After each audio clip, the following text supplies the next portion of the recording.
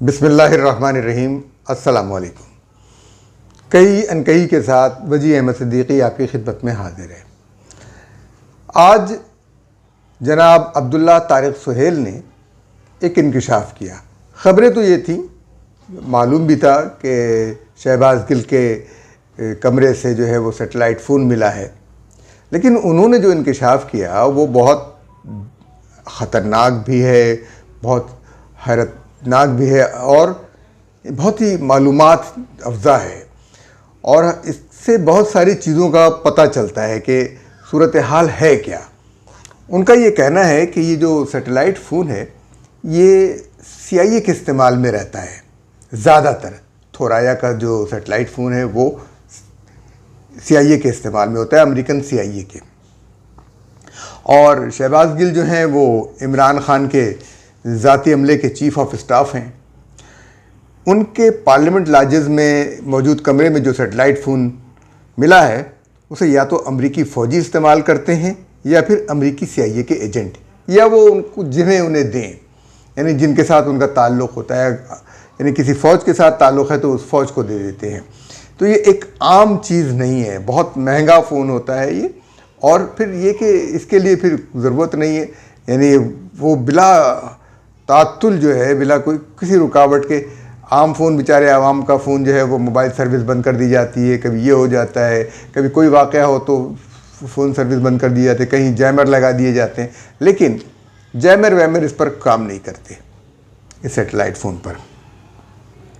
ये इंकिशाफ जो है जब उन्होंने अब्दुल्ला तारिक सुहेल साहब ने किया तो मेरा जहन कहीं और दौड़ा और फिर मैंने अपने पास जो मालूमात थी उनको फिर जमा किया, एक साथ इनको इकट्ठा किया, फिर इनके ताने बाने जोड़ने की कोशिश की। क्योंकि ज़राए का कहना है कि हमारी फ़ौज के पास अमूमन ये चीज़ें नहीं होती, वो इस तरह की चीज़ जो है वो अगर होगी भी तो बहुत ज़्यादा वो उसको इस्तेमाल इसलिए नहीं करते कि इसका डायरेक्ट ताल्लुक़ जो है वो सैटेलाइट से है और सैटेलाइट के ऊपर जो कुछ कंट्रोल जो है वो अमेरिका का है। तो इसलिए हमारे पास ये फ़ोन नहीं होता, हम कोई और ज़रिया और कोई और तरीक़ा अख्तियार करते हैं। क्योंकि अब्दुल्ला तारिक सुहेल साहब ने बहुत मोहतात तरीक़े से बताई बात। उन्होंने कहा कि भी ये इस किस्म के सेटेलाइट फ़ोन नेटो या CIA के लोगों के पास होते हैं, बस वो सहाफ़ी हैं, मोहतात आदमी है, जानते हैं कि कहाँ तक बताना चाहिए। फिर दूसरी ख़बर पे मेरी नज़र पड़ी कि फवाद चौधरी ने चंद दिन पहले जो है वो अगस्त के ही महीने में जब शहबाज गिल को गिरफ़्तार किया गया था तो वो कह रहे थे कि CIA सेल में जो है वो शहबाज गिल पे तशद्दुद हुआ। अब तशद्दुद की निशानियां तो कहीं से मिल नहीं रही, क्या किया जाए। बड़ा मसला ये है कि हाथ भी नहीं लगाने दे रहे, इनको पहुंचने भी नहीं दे रहे कि शहबाज गिल के जिस्म पर से तशद्दुद की निशानियां मिलें। बहरहाल तीसरी खबर फिर मेरी नज़र पे से गुजरी। वो तीसरी खबर ये थी कि जो इन्होंने अपनी लॉबिंग फर्म जो है हायर की है, जिसकी खिदमात अमेरिका में ली हैं, वो उसका जो सरबराह है वो जो है इस्लामाबाद का साबिक स्टेशन चीफ था, जो 2001 में इस्लामाबाद में था। यानी जब 2001 में ट्विन टावर का वाक़या हुआ, 9/11 वाला वाक़या हुआ, तब वो इस्लामाबाद का स्टेशन चीफ था। तो वो जो है स्टेशन चीफ और स्टेशन कमांडर कह लीजिए, वो उसको इन्होंने $2.5 लाख माहाना पर जो है हायर किया है। अब आप सोचिए $2.5 लाख जो है वो एक पाकिस्तान की एक सियासी जमात जिसके ऊपर इल्ज़ाम है कि वो फॉरेन फंडिंग पे चल रही है, किस तरीके से अफशा अपनी लॉबिंग के लिए हायर की गई है। और उसका सरबराह कौन है? CIA का साबिक स्टेशन चीफ इस्लामाबाद का, यानी रॉबर्ट ग्रेनियर। इस्लामाबाद में उस वक्त 2001 में जब 9/11 हुआ तब स्टेशन चीफ था। और ये बड़ी अहम बात है क्योंकि तालिबान की हुकूमत थी उस वक्त अफ़गानिस्तान में और बहुत सारे मामलात पाकिस्तान के अंदर भी थे। तो और परवेज़ मुशर्रफ उनको एक्सेस दे रहे थे कबायली इलाक़ों में। फिर चौथी एक चीज़ नज़र में पड़ी, जो वो ये थी कि इमरान खान जो हैं वो बहुत सारे इशारे करते हैं यानी कामयाबी के। अब ये कहते हैं कि ये आई लव यू का निशाना है, ये निशान इशारा है आई लव यू का, लेकिन कहा यह जाता है कि ये एल्युमिनाटी का निशान है। एल्युमिनाटी का निशान है एल्युमिनाटी वालों का, और इसे सींग है, ये सींग का तस्वुर दिया था कि ये सींग है, और ये सींग इजहार यकजहती के, हम तुम में से ही हैं, हम तुम में से ही हैं। तो अब आप सोचिए, ये सारे रिश्ते हम जोड़ रहे हैं, ये एल्युमिनाटी वाली बात, फिर और बहुत सारी चीज़ें हैं। इन सब चीज़ों की बात जो है वो हम जहाँ तक याद करें, ये एक तरतीब है। मैंने बहुत सारी तस्वीरें रखी हैं, दिखा दी हैं, तो ये सब चीज़ें, इन तस्वीरों को हम आपके साथ दिखाते चले जाएंगे। अब आप याद कीजिए, इमरान खान इक़्तिदार में आते हैं और वो वादे करके आते हैं बहुत सारे बाहर के लोगों से। उसमें सबसे बड़ा वादा ये है कि तौहीन रिसालत का कानून जो है वो ख़त्म होगा। फिर दूसरा वादा ये है कि जो ख़त्म नबूवत का कानून है वो भी ख़त्म होगा। बाद में के लोग कहेंगे कि इल्ज़ाम लगा रहे हैं, लेकिन हकीकत ही यही है। इसके बारे में भी सबूत मौजूद हैं, बताया जा चुका है, बहुत सारी चीज़ें हैं, वो तकारीर भी मौजूद हैं। लेकिन अभी इस वक्त ये और कौन से वादे करके आए? असल में सबसे बड़ा वादा है पाकिस्तान का एटमी प्रोग्राम रोल बैक करने का। रोल बैक नहीं, उसको ख़त्म करने का। रोल बैक तो एक हद तक चल हो जाएगा कि रोल बैक, बहुत कोशिश की गई, नवाज शरीफ पर भी दबाव डाला गया, बेनज़ीर भुट्टो पर भी दबाव डाला गया, लेकिन उन लोगों ने इसको नहीं समझा कि अपने हाथ से ये काम करें। उन्होंने किया ही नहीं, बल्कि उसको मज़ीद मजबूत बनाया। ये मंगल 23 अक्टूबर 2018 का दिन था, जब कहा यह जाता है ये कि इस्राएली वज़ीर-ए-आज़म नेतन्याहू ओमान के खुफिया दौरे पर इस्राएली बिज़नेस तैयारे में, बिज़जेट में रवाना हुए तल अबीब के हवाई अड्डे से और ओमान पहुँचे। सबको पता था कि ओमान जा रहे हैं और वहाँ पर वो मिलेंगे, लेकिन ये दौरा ओमान के लिए भी खुफिया था। लेकिन ओमान के एयरपोर्ट पर वो चंद मिनटों के लिए उतरे, मतलब ये जहाज़ कोई ज़्यादा देर नहीं रुका। ओमान का दौरा तो यानी ओपन सीक्रेट था। लोग जानते थे कि ये खलीजी ममालिक के साथ इसराइल ताल्लुकात बना रहा है, तो जो ममालिक हैं उनके साथ वो अपने उस इलाक़े में अपनी जड़ें गहरी करना चाहता है, अपने चीज़ें कायम करना चाहता है, अपने सफारत खाने या जो कुछ भी चीज़ें हैं वो कायम करना चाहता है, इसलिए वो ओमान जा रहे। ओमान ने तस्लीम नहीं किया अभी तक, लेकिन वो वहाँ पर ओमान पर के एयरपोर्ट पर इसराइली तैयारा उतरता है। कहते ये है कि 5 मिनट या 10 मिनट से ज़्यादा का वक्फा नहीं गुजरा कि ओमान एयरपोर्ट से वो दोबारा अपनी एक नई मंजिल की तरफ रवाना हो जाता है तैयारा, और उसकी नई मंजिल अब नूर खान एयरबेस रावलपिंडी है। वो नूर खान एयरबेस रावलपिंडी पे आता है, जिसे पहले चकलाला एयरबेस कहते थे।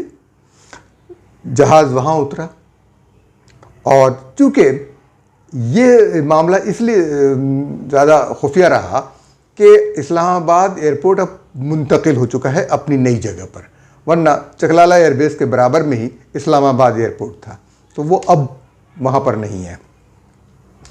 कोशिश की गई थी कि वहाँ पर लोकल परवाज़ें वहाँ पर हों, इंटरनेशनल परवाज़ें उस एयरपोर्ट से हों, लेकिन ये तस्लीम नहीं किया गया, क्योंकि चकलाला एयरबेस अब पूरी का पूरा जो है वो एयरफोर्स के हाथ में है।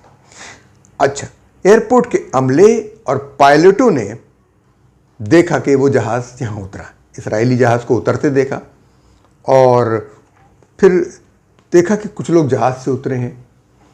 तैयारी पहले से थी, और तेज़ी के साथ उन्हें बुलेट प्रूफ गाड़ी में बिठाया गया, और वो एयरबेस से फौरी तौर पर बाहर निकल गए। काले शीशों वाली बुलेट प्रूफ गाड़ियाँ तेज़ी के साथ अपनी मंजिल की तरफ रवाना हो गई, और जहाज़ नूर खान एयरबेस पर तो 10 घंटे तक ठहरा रहा और उसके बाद फिर परवास कर गया। इन 10 घंटों में किसके साथ मुलाकात हुई नहीं मालूम। जब ये सारा अमल खामोशी के साथ तय हो गया, किसी को नहीं पता चला, कहीं किसी ने कोई शिकवा नहीं किया, कहीं आवाज़ नहीं आई, कोई बात ही नहीं हुई।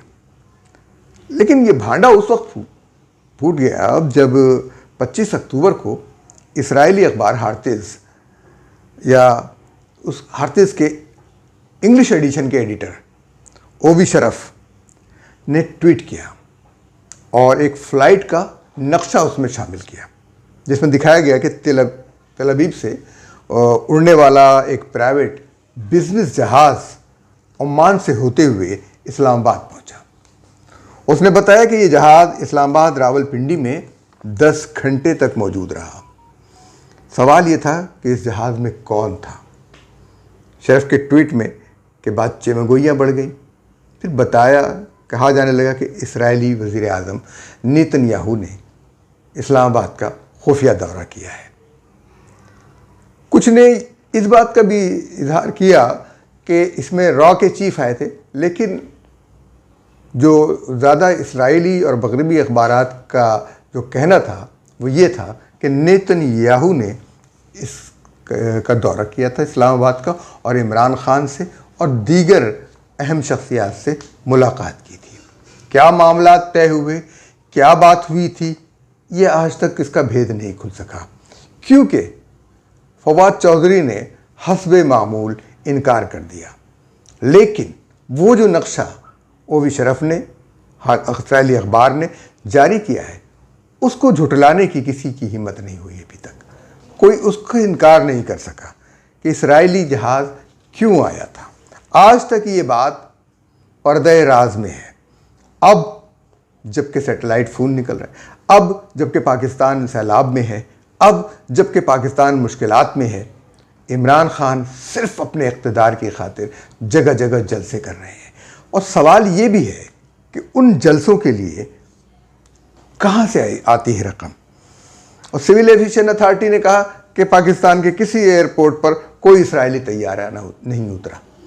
तो जो एयरपोर्ट सिविल एविएशन अथॉरिटी के कंट्रोल में ही नहीं है, जब जहाज़ वहाँ उतरा तो वो कैसे तरदीद करती है। एयरफोर्स की बेसिस तो सिविल एविएशन अथॉरिटी के कंट्रोल में नहीं है, तो उनकी तरदीद करने की कोई ज़रूरत नहीं थी। फवाद चौधरी ने भी तरदीद की और कहा कि ये इसराइल और भारत की साजिश है। जनाब फवाद चौधरी, आप खुद मुजस्सम एक साजिश हैं। आप पाकिस्तान की सहाफ़त, सकाफ़त और इस्लामियत के ख़िलाफ़ एक मुजस्सम साजिश हैं, इसलिए हम आपकी बात को यकीन नहीं करते। टाइम्स ऑफ इसराइल की रिपोर्ट थी कि 2016 में न्यूयॉर्क में एक डिनर में नवाज शरीफ शरीक थे, और तो नेतन्याहू जो हैं वो नवाज शरीफ की मौजूदगी में उस रेस्टोरेंट में जाने से गुरेज करते रहे। यानी उनको पसंद नहीं था कि वो नवाज शरीफ से किसी तरह उनकी मुलाकात हो। ठीक है, सिर्फ यही नहीं हुआ कि अभी यानी 2022 में अप्रैल के महीने, इसके जून में चला गया, अप्रैल में तय हुआ था मामला, तो एक वफ्द गया था पाकिस्तानी अमेरिकन का इसराइल, और वहाँ जाकर और पाकिस्तान के लिए, इमरान के लिए लॉबिंग कर रहा था, जिसके अंदर अहमद कुरैशी भी शामिल थे, जिनको पीटीवी में मुलाजमत दी गई थी, और उनको भेजा गया था इसराइल कोई ख़ास मिशन पे। ये कुछ चार्टर तैयारे की इत्तलात थी ना जुलाई के महीने में कि वो पाकिस्तान आए और 2-3 तैयारे, और किसको लाए किसको नहीं लाए। तो पाकिस्तान के सफारती ताल्लुकात हैं भारत के साथ, और चार्टर तैयारे भारत से यहाँ आ सकते हैं। पाकिस्तानी सफारत खाना जिन लोगों को वीज़ा देगा वो आ जाएंगे। इसलिए कोई 18 जुलाई को ये इंडिया गो का तैयारा था, तो वो इंडिया जियो या इंडिया गो, वो उसका तैयारा आया था, चार्टर तैयारा। तो मालूम तो होना चाहिए कि कौन आया था कौन गया था, लेकिन चूंकि सफारती ताल्लुकात हैं इसलिए इस बारे में कोई तशवीश का इजहार उतना संगीन नहीं है जितना जिस मुल्क के साथ सफारती ताल्लुकात नहीं है उसका तैयारा आया या 10 घंटे ठहरा, वो खुद वो मुल्क कह रहा है, उसका ऐलान कर रहा है। और ये बात भी दबे लफ्ज़ों में बताई जा रही है कि नेतन्याहू और इसराइली वज़ीर आज़म उसके अंदर मौजूद थे और वो आकर इस्लामाबाद आए और मुलाकात की उन्होंने। क्या मकसद था, क्या मामलात थे, क्या चीज़ें थीं कि उन्होंने ये तो तमाम तो एक अनीला नामी खातून जो थी जो अब इसराइल के वफ़द में गई हैं पाकिस्तान में, उन्होंने इमरान खान का शुक्रिया अदा किया और अहमद कुरैशी ने दावा किया कि वो पाकिस्तानी पासपोर्ट पर इसराइल आए। सिर्फ यही नहीं हुआ कि पाकिस्तान के पासपोर्ट पर लिखा हुआ है कि इसराइल के सिवा दुनिया के तमाम ममालिक के लिए कारआमद है, तो अनीला खालिद ने तो इमरान खान का शुक्रिया अदा किया कि उनकी हुकूमत ने फ़िशल बिन खालिद को इसराइल की इजाज़त दी। अब फ़िशल बिन खालिद कौन है? उसके मुक़द्दस की ताकि वो इसराइल के मुक़द्दस मकामात की ज़ियारत करे। फ़िशल बिन खालिद ने दावा किया था कि वो पाकिस्तानी यहूदी है, जबकि पहले उसका मज़हब इस्लाम था। उसने इर्तिदाद किया और यहूदी हो गया। फ़िशल बिन खालिद का मसला ये है कि उसका बाप मुसलमान था और उसकी माँ यहूदी थी।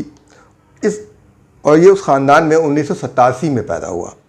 इससे पहले अपने आप को उसने मुसलमान के तौर पर रजिस्टर कराया था, फिर अब अपने आप को यहूदी कहने लगा। इमरान खान की हुकूमत ने उसको यहूदी तस्लीम कर लिया और उसे इसराइल जाने की पाकिस्तानी पासपोर्ट पर इजाज़त दे दी, जिस पासपोर्ट पर लिखा कि इसराइल के लिए कारआमद नहीं है। फ़िशल बिन खालिद ने पासपोर्ट में अपना मज़हब यहूदियत लिखा, उसको मान लिया गया कि पाकिस्तान की तारीख़ में ये पहली बार हुआ था। पाकिस्तान में कराची में यहूदी बसते हैं, अब भी हैं, और अपने मज़हब के खाने में अपने मज़हब का नाम भी लिखते हैं, कोई अर्ज़ नहीं। यहाँ से बहुत से यहूदी चले भी गए हैं, इसराइल भी गए हैं और वो अमेरिका भी चले गए हैं, लेकिन उनकी कुछ लोग रहते भी हैं। और इसके अलावा पाकिस्तान में मस्जिद बनी इसराइल जो है, जो कराची में मौजूद थी और शायद अब भी उन्होंने बना रखी है किसी बिल्डिंग के अंदर, अब उनकी तादाद कम होती जा रही है। नादरा के रिकॉर्ड के मुताबिक जो है वो 745 यहूदी ख़ानदान हैं पाकिस्तान में। 745 यहूदी ख़ानदान मौजूद हैं जो पाकिस्तानी शहरी हैं और यहूदी कराची, रावलपिंडी और पेशावर में बनी इसराइल के तौर पर जाने जाते हैं। तो सवाल ये है कि वो सैटेलाइट फ़ोन किसका है, किसने दिया है? इस सवाल का जवाब जैसे ही मिलेगा हम आपकी खिदमत में एक मरतबा और हाजिर होंगे और फिर बताएंगे। इजाज़त दीजिए, अल्लाह हाफ़िज़।